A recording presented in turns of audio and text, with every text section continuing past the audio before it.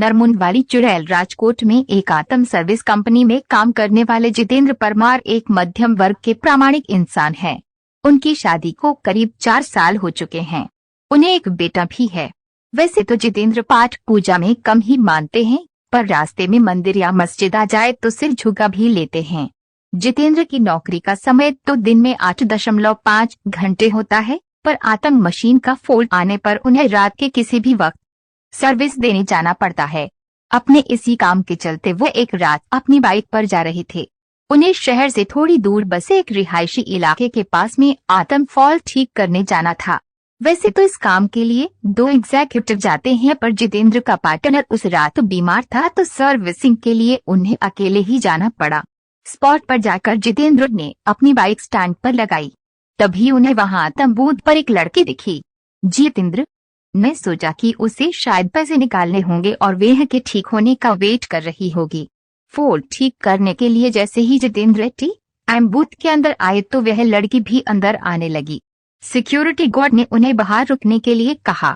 अब जितेंद्र अपना काम कर रहे थे, तभी अचानक उसकी नजर आतंक बूथ के बाहर गई। वहां उन्होंने जो देखा उसे देखकर उसके पसीने छूट गए। बाहर खड़ी लड़की आतंक गार्ड की मुंडी अपने हाथ में लिए खड़ी थी और वह जितेंद्र की ओर घूर कर देख रही थी। यह सब देखकर जितेंद्र का दिल बेतहाशा तेजी से धड़कने लगा। उन्होंने वहां से नजर हटा ली और सोचा कि ये उनका भ्रम होगा। वो ये सब सोच ही रहे थे कि तभी अचानक उनके सीनियर का फोन बज उठा। ये फोन वहां का फॉल्ट जल्दी ठीक करने के लिए था। कांपते कांपते जितेंद्र फिर से काम पर लग गए। थोड़ी ही देर में उन्होंने आतंक मशीन ठीक कर लिया। इस बार आतंक बूथ से बाहर देखने पर सब नॉर्मल लग रहा था। वह लड़की भी वहां खड़ी थी और बूथ का गार्ड भी उसके पास आराम से खड़ा था।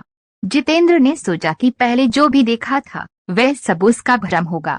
वह काम निपटा कर सीधा अपनी बाइक की ओर दौड़ गया। जाने से पहले उसने एक बार फिर आतंक बूथ पर नजर डाली, तब एक बार फिर से उसका दिल दहल गया। एक बार फिर बाहर खड़ी लड़की आतंक गार्ड की मुंडी अपने हाथ में लिए खड़ी थी। इस भयानक नजारे को देखकर जितेंद्र बुरी तरह डर गए और जल्दी से वहां से भाग निकले। राजकोट वापस लौटते वक्त भी उन्हें बार बार ये भास हो रहा था कि उनकी बाइक के साथ कोई परछाई चल रही है। वे घबराए हुए बीके चलाए जा रहे थे कि ना जाने कैसे अचानक ही उनकी बीके बंद हो गई और ठीक एक बरगद के पेड़ के पास जाकर रुकी। जितेंद्र जी को यकीन नहीं हो रहा था कि उनके साथ ये सब सचमुच हो रहा है। उन्होंने नजर उठाई तो बरगद की शाखा से झूलती एक आकृति नजर आई। उसके हाथ में एक नरमुंड था और वो अजीब खरखराहट भरी आवाज में कुछ बोल रही थी। जितेंद्र जी ये सब देखकर वहीं जड़ हो गए। न उनकी चीख निकली, न उनके अंदर हिलने की ताकत बची। चुड़ैल पेड़ से उतरी। उसके उलटे पांव देखकर जितेंद्र जी के पसीने छूट गए। उन्होंने आंखें मूंद ली और भगवान को याद करने लगे। चुड़ैल उनके बगल में आकर बैठ गई और उनका सर सहलाने लगी। इसके बाद जितेंद्र जी को कुछ याद नहीं कि उनके साथ क्या हुआ। जब होश आया तो वे एक हॉस्पिटल में थे। सुबह कुछ स्थानीय लोगों ने उन्हें बेहोश पड़ा देखकर हॉस्पिटल पहुंचा दिया था। इस घटना के महीनों बाद तक जितेंद्र बेसुध रहे और काफी पूजा पाठ के बाद ही उनकी हालत फिर से सामान्य हो पाई। अब वे राजकोट छोड़ चुके हैं और एक सामान्य जीवन जी